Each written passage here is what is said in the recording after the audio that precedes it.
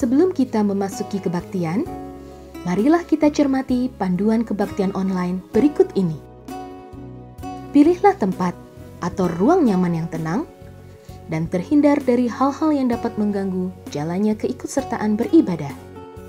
Siapkan hati dalam doa sebelum mengikuti ibadah, sambil tenangkan pikiran agar terfokus pada jalannya kebaktian. Nonaktifkan segala panggilan telepon, notifikasi-notifikasi dari messenger atau media sosial, atau panggilan telepon rumah dan sejenisnya selama mengikuti kebaktian yang sedang berlangsung. Ikutilah kebaktian dengan tepat waktu dan hindari melakukan percepatan, karena setiap bagian liturgi dari kebaktian itu penting dan merupakan kesatuan ibadah yang utuh. Ikut sertalah di dalam setiap mata liturgi yang ada, sesuai petunjuk yang ditayangkan dalam kebaktian online.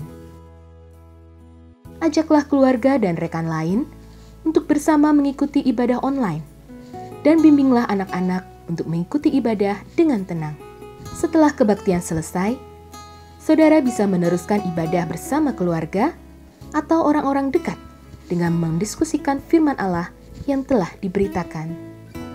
Terutama, jika saudara memiliki putra dan putri, maka bimbinglah mereka untuk lebih dalam memahaminya dan bagaimana menerapkannya dalam kehidupan mereka sehari-hari. Selamat mempersiapkan diri, selamat memasuki ibadah.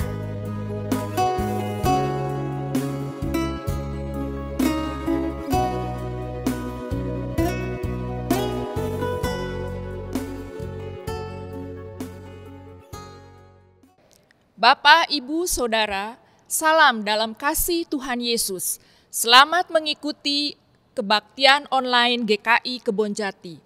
Saat ini kita masih diliputi dengan perasaan yang tidak menentu menghadapi pandemi COVID-19 yang belum berakhir. Namun, kita semua ingat akan ungkapan bahwa burung pipit yang tidak bekerja dan tidak mencari makan tetapi sangat diperhatikan Allah, apalagi kita. Mari kita datang kepada Dia dengan kesungguhan hati, dengan menyerukan pujian dan pengagungan. Genta Injil bergaung.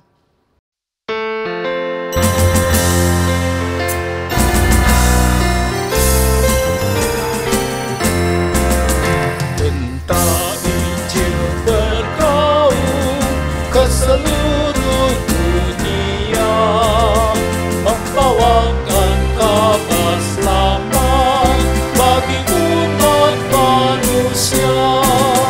Besarlah kasih-Mu yang mengutus putranya, agar orang yang percaya dapat hidup selamanya. Suaranya bergema dalam dunia yang cepat, Injilnya memberi sukacita yang besar.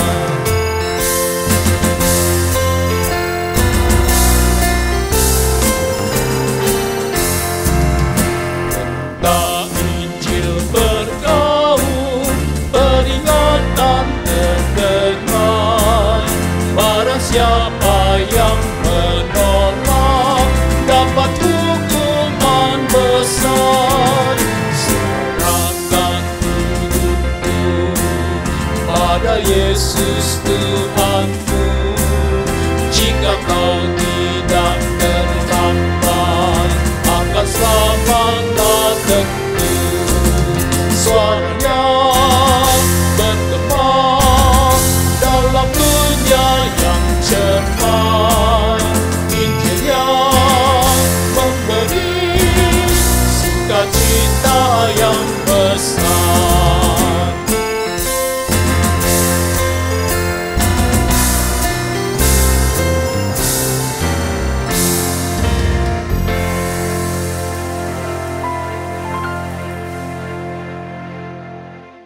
Pertolongan kita ada di dalam nama Tuhan yang menciptakan langit dan bumi, yang kasih setianya kekal untuk selama-lamanya.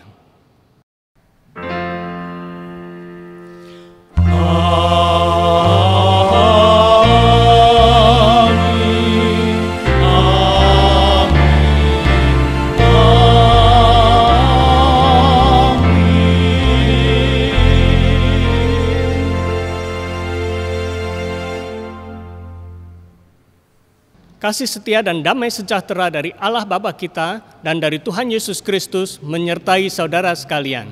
Dan bersama saudara juga. Saudara-saudara yang dikasihi oleh Tuhan, Tuhan tidak pernah memberikan roh ketakutan, melainkan roh keberanian. Sesungguhnya dari manakah ketakutan kita? Ketakutan juga keberanian sesungguhnya berasal dari sumber yang sama, yaitu pikiran kita.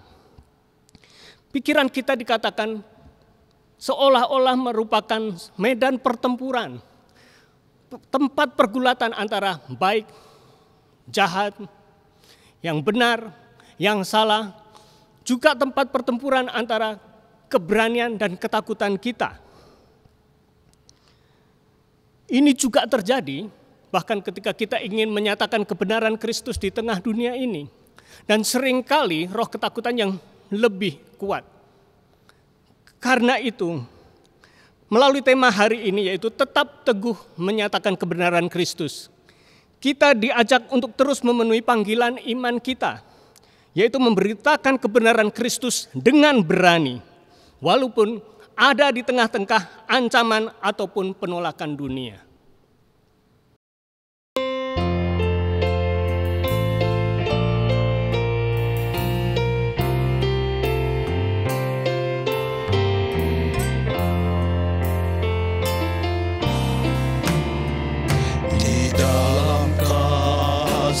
Yang teguh telah datang Yesus Tuhanku, menghapus aib dan dosaku, Dia mengangkatku dari lembahku direngkuh dengan tangannya yang lembut, gelap lenyap.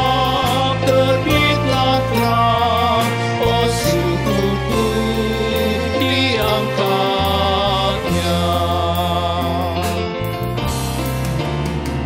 Suaranya telah ku dengar, memanggil aku yang cemas. Meskipun dosaku besar, Dia mengangkatku dari lembahku direngkuh dengan tangannya yang lembut, gelap lenyap terbitlah terang, oh syukurku diangkatnya.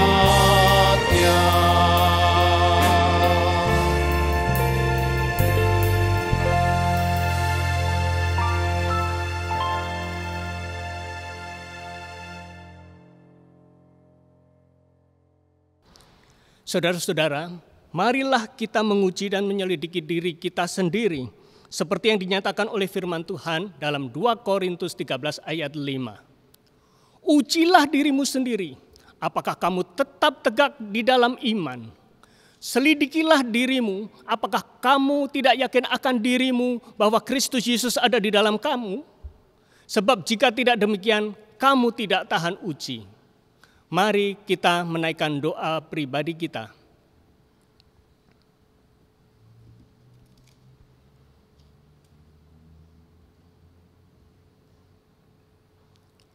Bapa yang penuh kasih, ampunilah kami jika sebagai pengikut-Mu kami seringkali goyah dalam menghadapi pencobaan.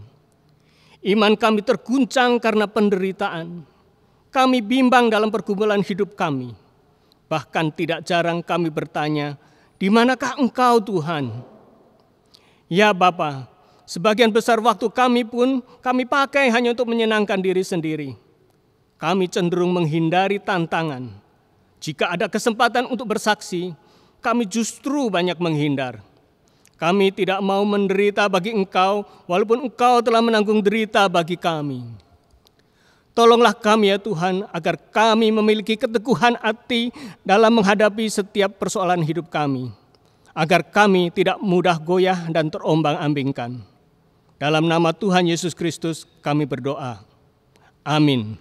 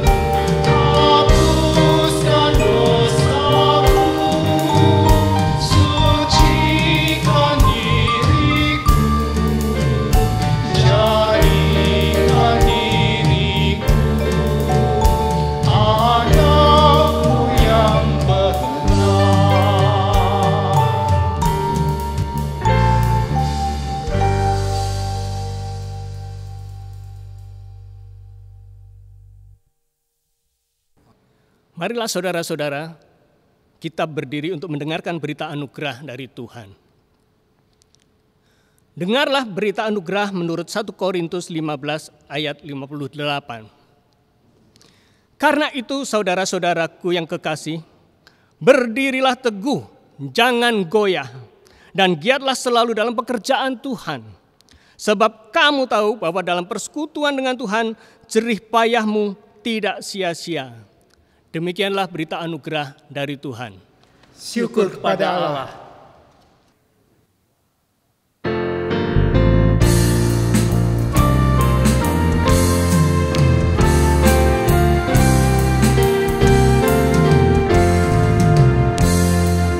Kitab suci hartaku, tak ternilai hargamu. Olehmu terungkaplah siapaku sesungguhnya.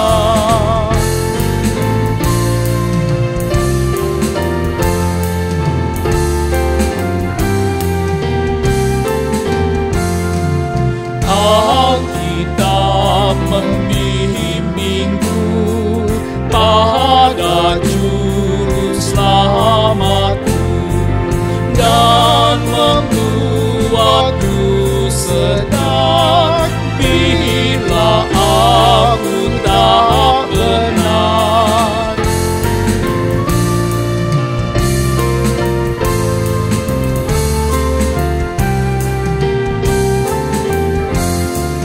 Ku dihibur olehnya bila susah dan lelah, dan diajar beriman atas maut pun menang.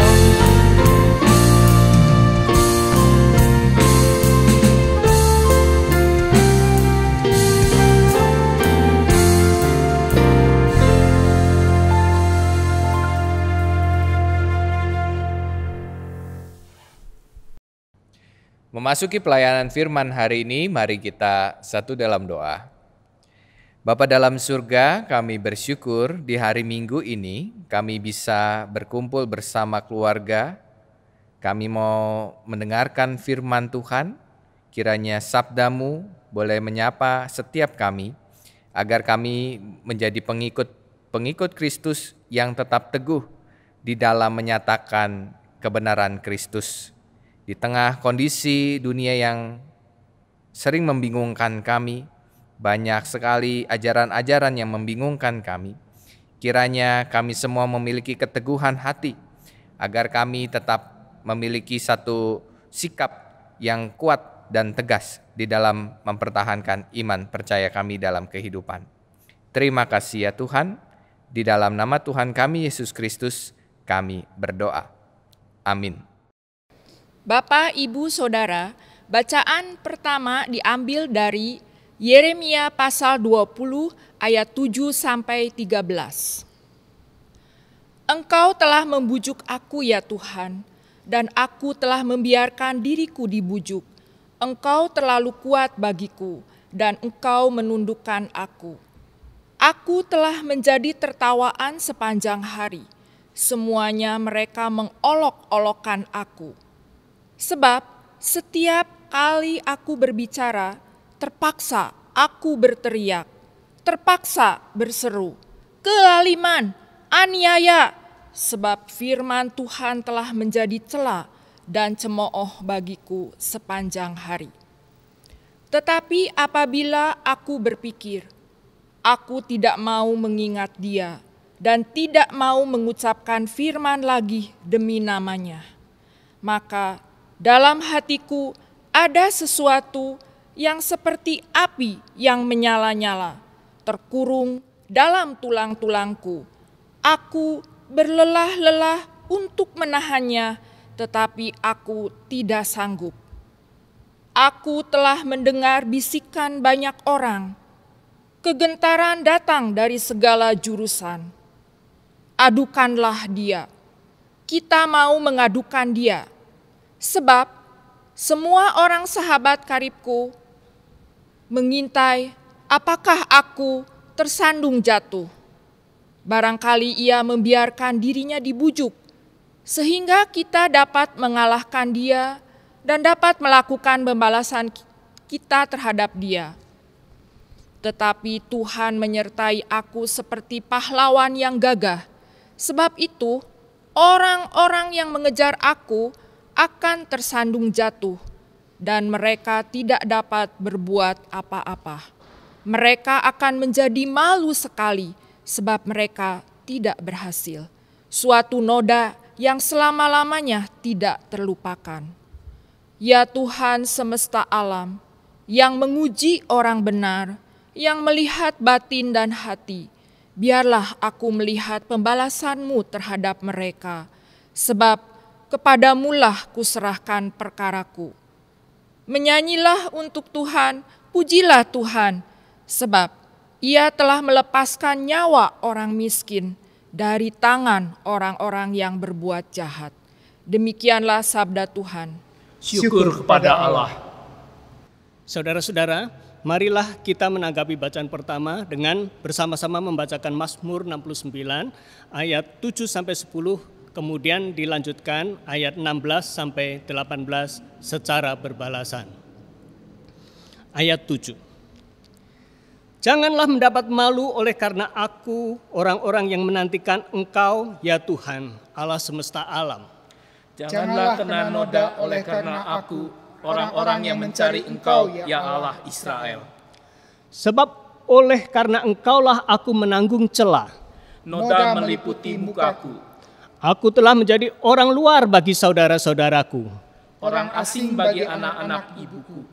Sebab cinta untuk rumah-Mu menghanguskan aku. Dan kata-kata yang mencela Engkau telah menimpa aku.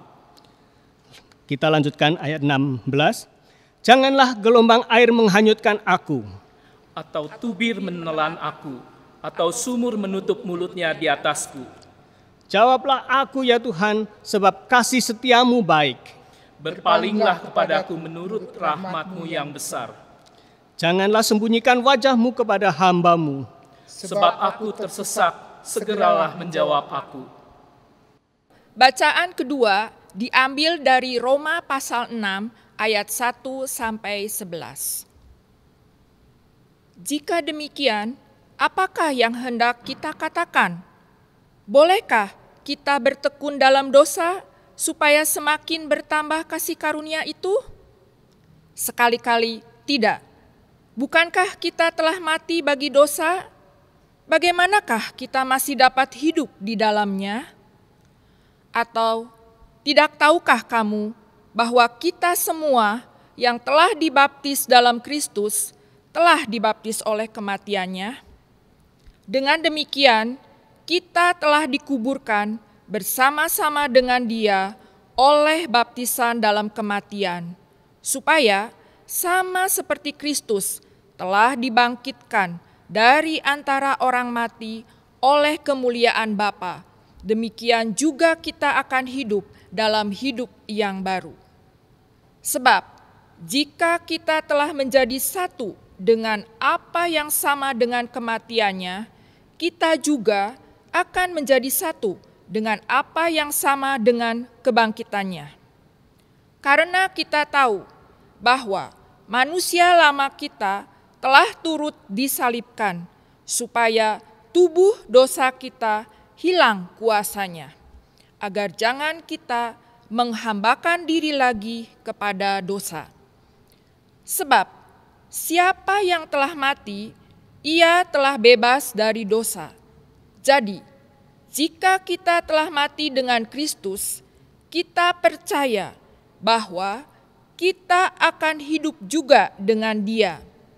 Karena kita tahu bahwa Kristus sesudah Ia bangkit dari antara orang mati tidak mati lagi. Maut tidak berkuasa lagi atas Dia. Sebab kematiannya adalah kematian terhadap dosa, satu kali dan untuk selama-lamanya. Dan kehidupannya adalah kehidupan bagi Allah. Demikianlah hendaknya kamu memandangnya bahwa kamu telah mati bagi dosa, tetapi kamu hidup bagi Allah dalam Kristus Yesus. Demikianlah sabda Tuhan. Syukur kepada Allah. Inilah Injil Tuhan Yesus Kristus menurut Matius pasal 10 ayat 24 sampai 39.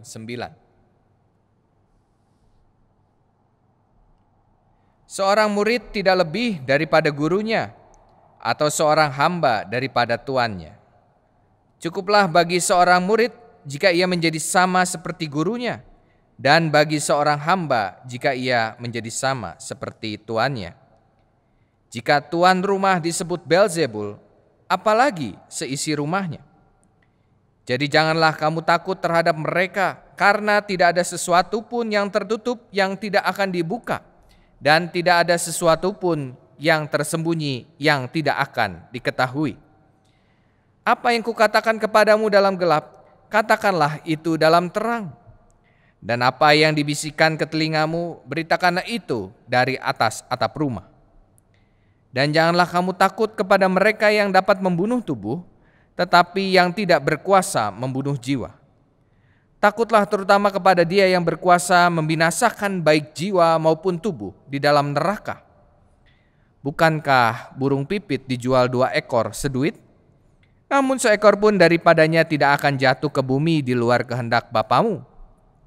Dan kamu, rambut kepalamu pun terhitung semuanya. Sebab itu janganlah kamu takut, karena kamu lebih berharga daripada banyak burung pipit. Setiap orang yang mengakui aku di depan manusia, aku juga akan mengakuinya di depan Bapa-Ku yang di sorga. Tetapi barang siapa menyangkal aku di depan manusia, aku juga akan menyangkalnya di depan Bapa-Ku yang di sorga. Janganlah kamu menyangka bahwa aku datang untuk membawa damai di atas bumi. Aku datang bukan untuk membawa damai, melainkan pedang. Sebab aku datang untuk memisahkan orang dari ayahnya, anak perempuan dari ibunya, menantu perempuan dari ibu mertuanya, dan musuh orang ialah orang-orang seisi rumahnya. Barang siapa mengasihi bapa atau ibunya lebih daripadaku, ia tidak layak bagiku. Dan barang siapa mengasihi anaknya laki-laki atau perempuan lebih daripadaku, ia tidak layak bagiku. Barang siapa tidak memikul salibnya dan mengikut aku, ia tidak layak bagiku. Barang siapa mempertahankan nyawanya, ia akan kehilangan nyawanya. Dan barang siapa kehilangan nyawanya karena aku, ia akan memperolehnya. Demikianlah Injil Tuhan kita Yesus Kristus. Berbahagialah kita yang mendengarkannya dan yang memeliharanya hari lepas hari. Haleluya. Haleluya, haleluya, haleluya.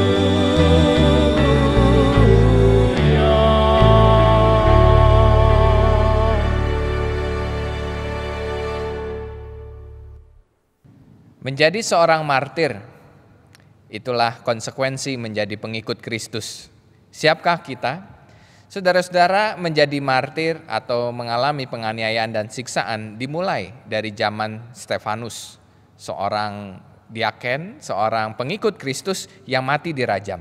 Kemudian murid-murid Yesus yang lain, Petrus yang disalib terbalik, Paulus yang dipenggal, dan juga pengikut-pengikut pada saat zaman kekaisaran Nero, di mana mereka juga dikumpulkan menjadi korban bagi keganasan makhluk-makhluk buas yang kita tahu tempatnya sekarang disebut dengan Kolosium. Dan begitu juga tahun-tahun sesudahnya, bahkan ketika gereja berdiri menjadi satu institusi legal yang diakui oleh satu negara.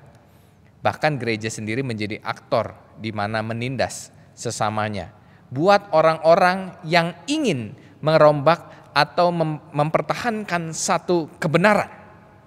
Dan saudara-saudara, bagaimana dengan kita saat ini? Apakah jika dihubungkan martir itu dengan kondisi kita saat ini, kita bisa sama seperti mereka? Maka saudara-saudara, jika kita tarik peristiwa yang lalu dengan masa yang sekarang, memang secara fisik kita tidak mengalami aniaya dan penyiksaan di Indonesia khususnya. Tetapi kita mengalami satu hal yang sama, yaitu iman kita diuji. Iman kita sedang gentar sekarang ini.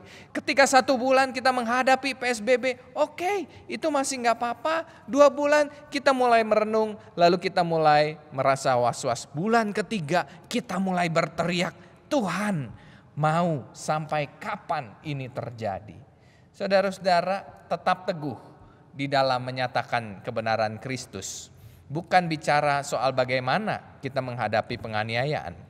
Bagaimana kita kuat menghadapi sebuah penindasan secara fisik.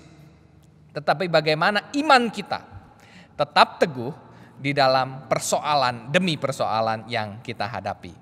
Berangkat dari peristiwa para martir tadi dan kita hubungkan dengan peristiwa yang sekarang, maka setidaknya ada 3 hal yang bisa kita pelajari supaya kita tetap teguh di dalam menyatakan kebenaran Kristus. Yang pertama, carilah sampai dapat apa yang engkau sembah.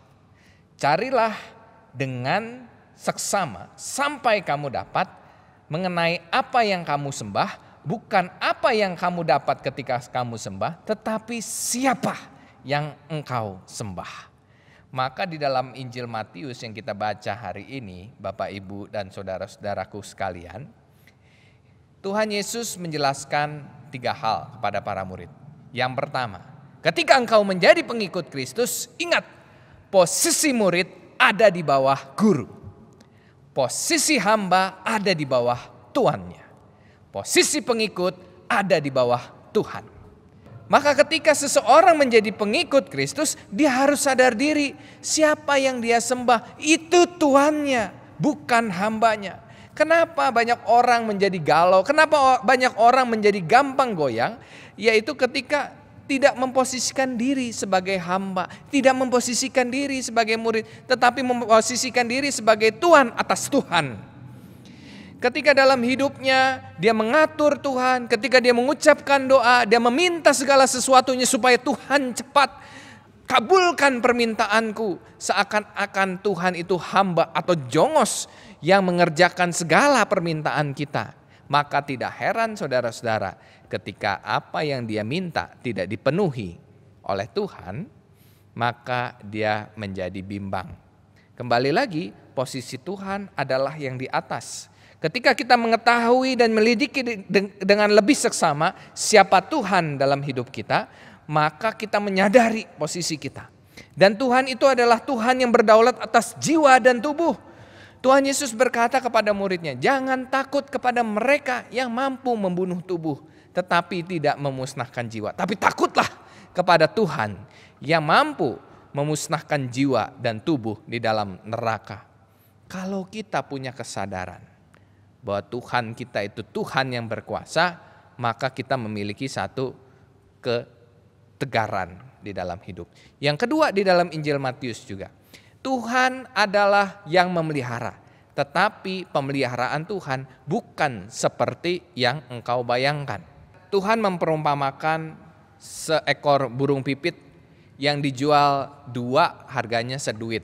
Kalau dalam bahasa Indonesia masa kini, beli 2 dengan uang yang paling murah pada masa itu. Ya mungkin 1.000 atau 500 mungkin ya saudara-saudara. Burung mudah sekali didapat dan murah. Tetapi burung yang murah itu pun dipelihara Tuhan, apalagi kamu.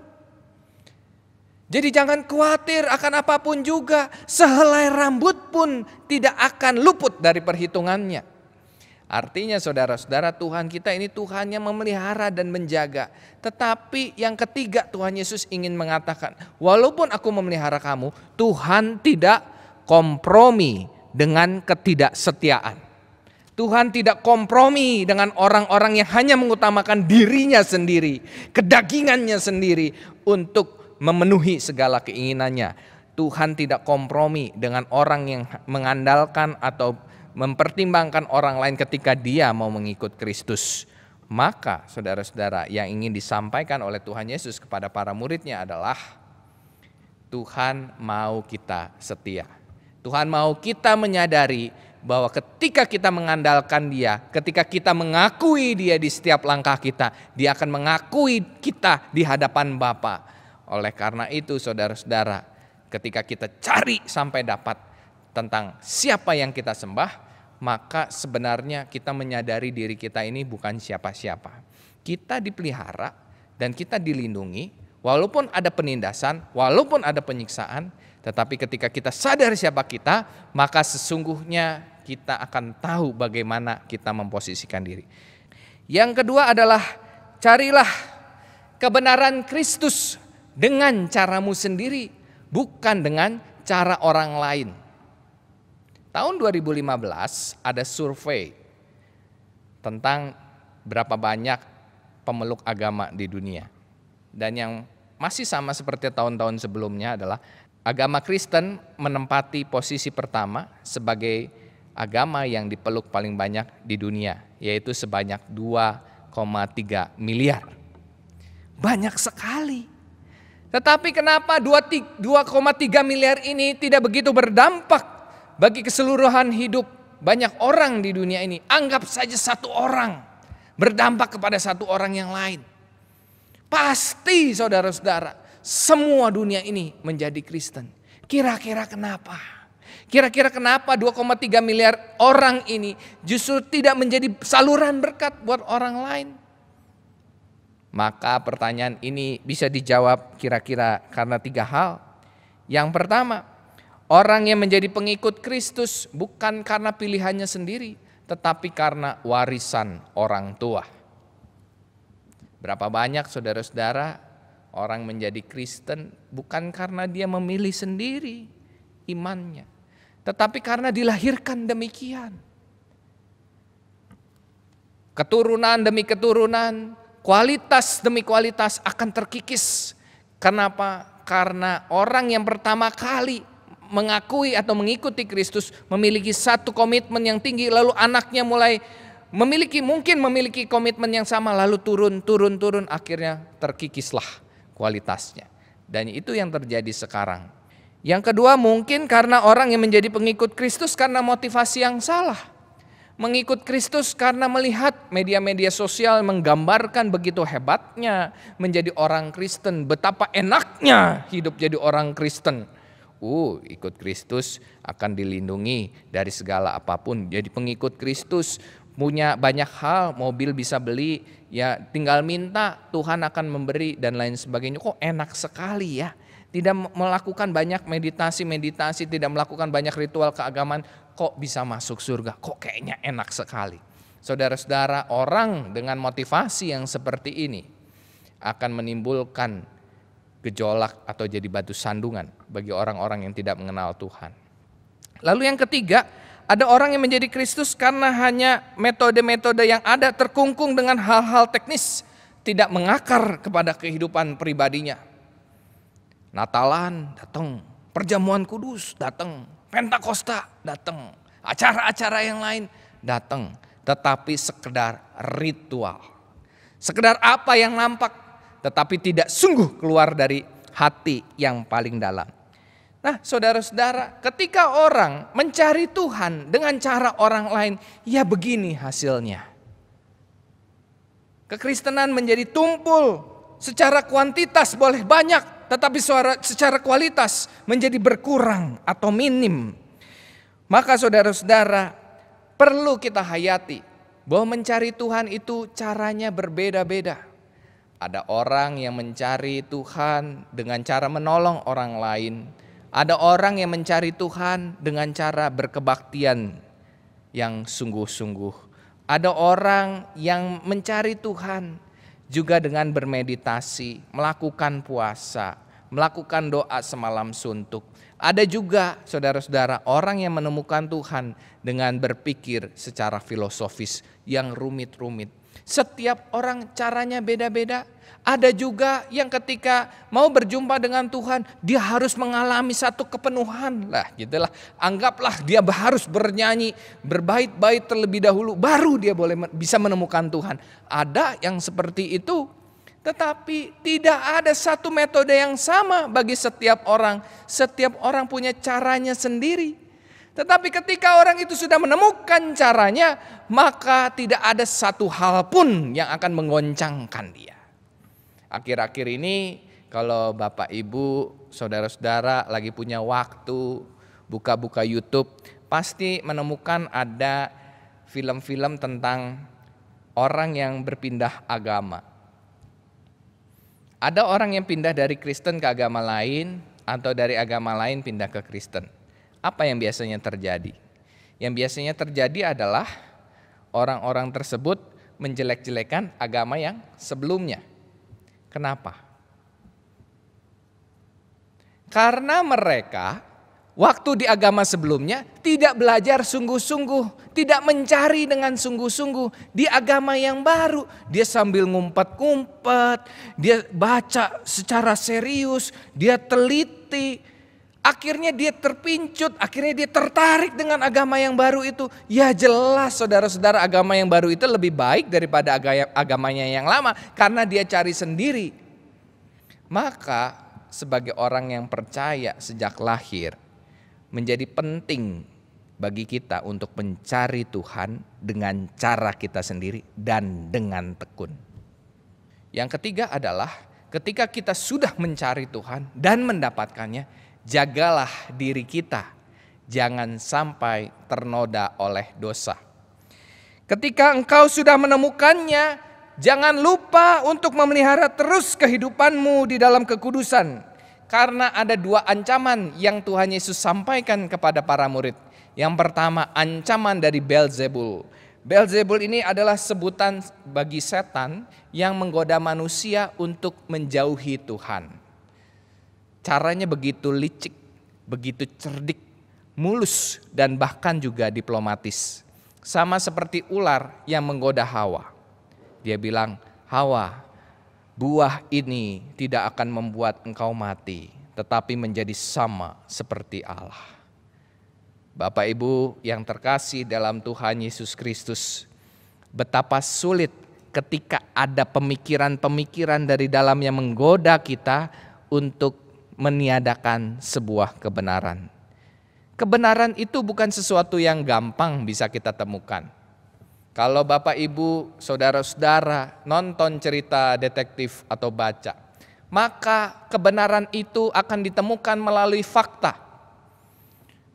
Dia mengalami kejadian jam segini, senjata pembunuhannya adalah pisau, ditemukan di tong sampah dengan darah, ada DNA-nya, ada diteliti ini DNA siapa, akhirnya ditemukanlah siapa pembunuhnya.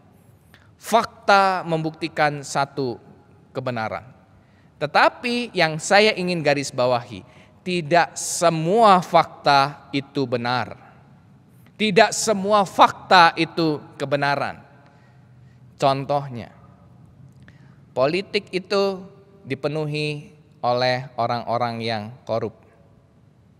Di Indonesia, perpolitikan ditemukan banyak orang-orang yang korupsi. Itu fakta bukan? Fakta. Tapi apakah itu kebenaran? Tentu bukan, saudara-saudara. Begitu juga yang dikatakan oleh Paulus di dalam Roma 6. Ketika engkau berdosa, kasih karunia itu ada. Ketika engkau berdosa, kasih karunia itu tetap ada. Pengampunan itu tetap ada. Tetapi jangan engkau pakai kasih karunia itu untuk hidup di dalam dosa. Fakta Tuhan akan mengampuni, tetapi itu tidak benar. Ketika kita hidup di dalam keberdosaan, di dalam kasih karunia yang sudah kita terima, lalu kita dengan sengaja terus-terus hidup di dalam dosa, saudara-saudara, sesungguhnya itu bentuk penyelewengan. Dan hati-hati, itu adalah tipu muslihat Beelzebul. Lalu ancaman yang kedua yang sering kita dengar adalah ancaman pembunuh tubuh. Pembunuh tubuh ini adalah mereka yang mampu mencederai dan menyiksa kita sehingga kita mengalami kegoncangan dan ketakutan. Pada akhirnya kita bisa jatuh ke dalam dosa penyangkalan kepada Kristus. Maka saudara-saudara, Tuhan Yesus mengingatkan kembali lagi bahwa jangan takut terhadap pembunuh tubuh, tetapi takutlah kepada yang menguasai jiwa dan tubuh sekaligus, yaitu Tuhan. Mari saudara-saudaraku, kita ingat 3 hal di dalam menjalani kehidupan keteguhan beriman di dalam kehidupan kita saat ini. Yang pertama, carilah sampai dapat tentang siapa yang engkau sembah. Yang kedua, carilah kebenaran Kristus dengan caramu sendiri, bukan dengan orang lain. Ketiga, ketika engkau sudah menemukannya, jangan lupa untuk terus memelihara hidupmu di dalam kekudusan. Kiranya Tuhan menolong kita untuk tetap teguh di dalam menyatakan kebenaran Kristus. Tuhan memberkati kita semua. Amin.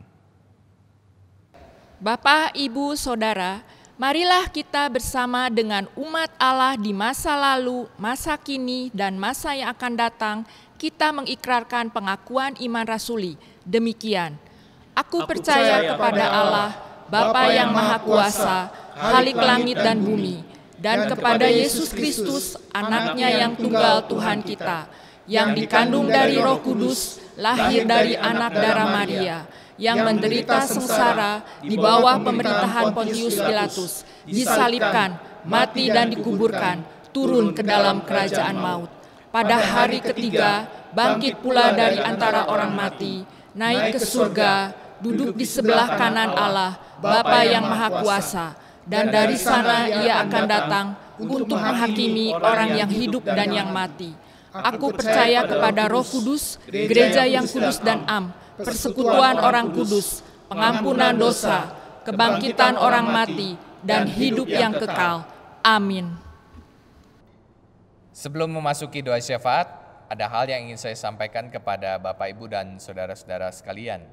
Bahwa minggu depan kita akan mengadakan kebaktian pengajaran dengan tema bukan sekedar upah. Setelah kebaktian premier pukul 7, maka di pukul 8 kita akan mengadakan diskusi tentang tema tersebut. Maka saya mengundang saudara-saudara untuk juga bisa ikut hadir di dalam media Zoom atau juga bisa menyaksikan melalui channel YouTube yang ada di gadget atau di komputer saudara-saudara masing-masing. Mari kita masuki doa syafaat. Bapa dalam surga, kembali kami datang ke hadirat-Mu untuk menaikkan doa syafaat kami di tengah kondisi yang sulit ini. Kami ingin mendoakan saudara-saudara kami yang mengalami kesulitan, terutama mereka yang mengalami kesulitan di dalam pengobatan.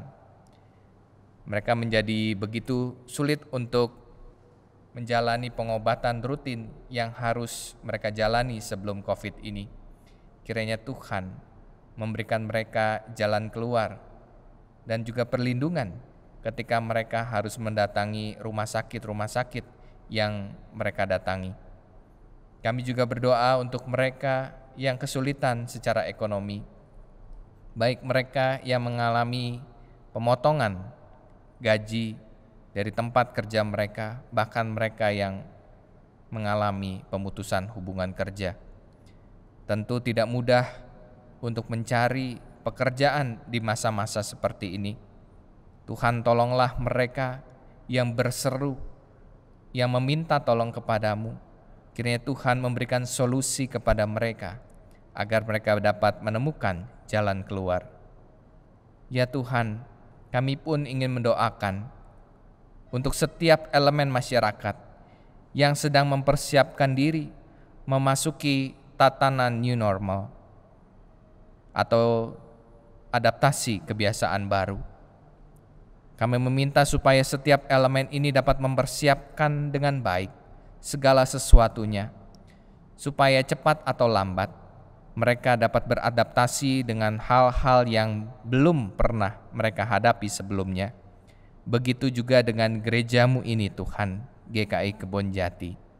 Ketika pada saatnya nanti kebaktian boleh dilaksanakan di tempat ini, kiranya Tuhan menolong majelis jemaat beserta tim yang menyediakan atau mempersiapkan pelaksanaan kebaktian on-site agar semuanya boleh tersedia dengan baik, sehingga jemaat Tuhan yang rindu untuk hadir beribadah di tempat ini dapat juga terfasilitasi segala sesuatunya dengan baik. Kami berdoa untuk seluruh gereja di Indonesia dan juga di seluruh dunia. Kiranya kami dengan bijak dapat menentukan kapan gereja ini atau gereja mereka dapat dibuka, sehingga tidak ada efek samping atau dampak-dampak berkepanjangan yang dihasilkan dari kebaktian yang diadakan.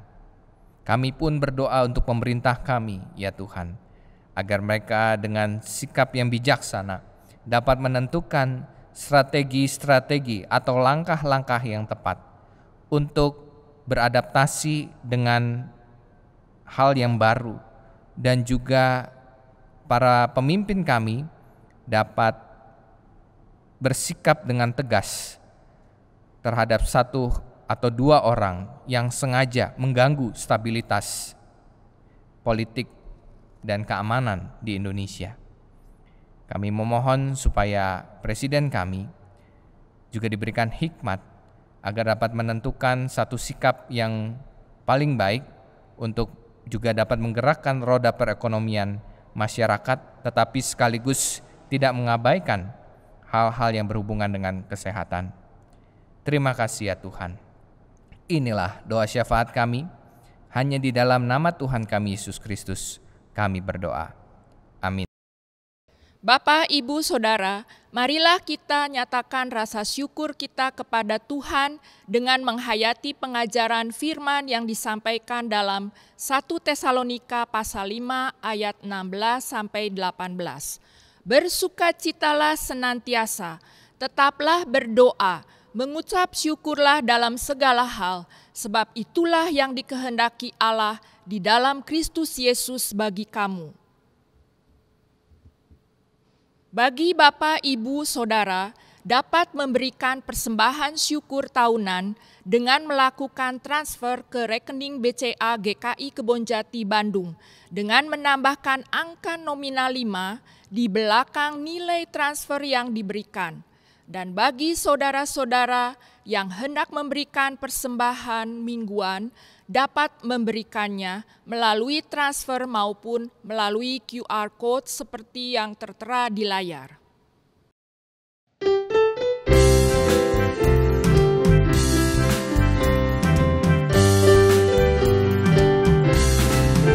Berlimpah sukacita di hatiku, di hatiku, di hatiku, berlimpah sukacita di hatiku, tetap di hatiku. Aku bersyukur, bersukacita, kasih Tuhan diam di dalamku. Aku bersyukur, bersukacita, kasih Tuhan diam di dalamku.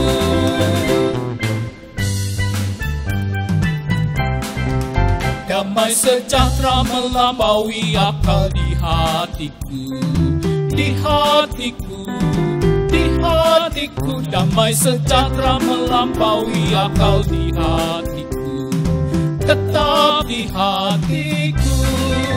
Aku bersyukur, bersukacita, kasih Tuhan diam di dalamku. Aku bersyukur, bersukacita, kasih Tuhan diam di dalamku.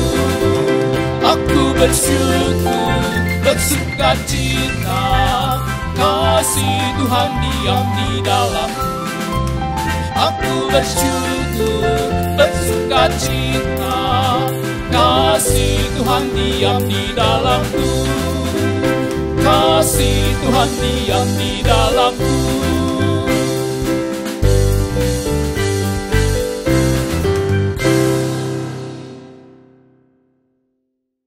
Bapak, Ibu, Saudara, mari kita bawa persembahan kita dalam doa. Tuhan Allah Bapa kami yang Maha Pengasih, kami bersyukur dan berterima kasih di masa yang saat ini sedang tidak pasti Tuhan, kami masih bisa memberikan persembahan. Kiranya Tuhan akan menguduskan dan memberkati persembahan ini agar dapat digunakan dalam pelayanan di tempat kami, di gereja ini maupun dalam masyarakat. Di dalam nama Tuhan Yesus kami mohon. Amin.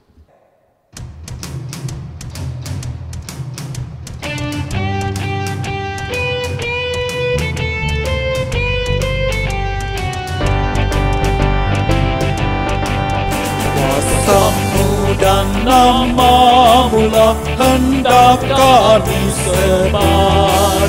Dan karena itu ya Tuhan, kami takkan gentar.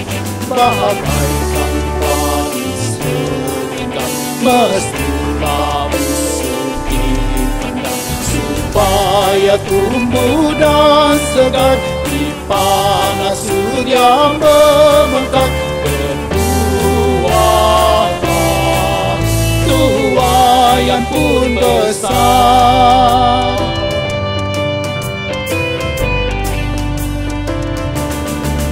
Bagaikan padi Tuhan pun dikubur dipendam, kembali bangkit merebut umat-Mu tergerak. Ya Tuhan, kirim Allah penabur yang tak menyerah, hidupnya untuk kuasa-Mu, memberitakan nama-Mu agar segera buahnya milik-Mu.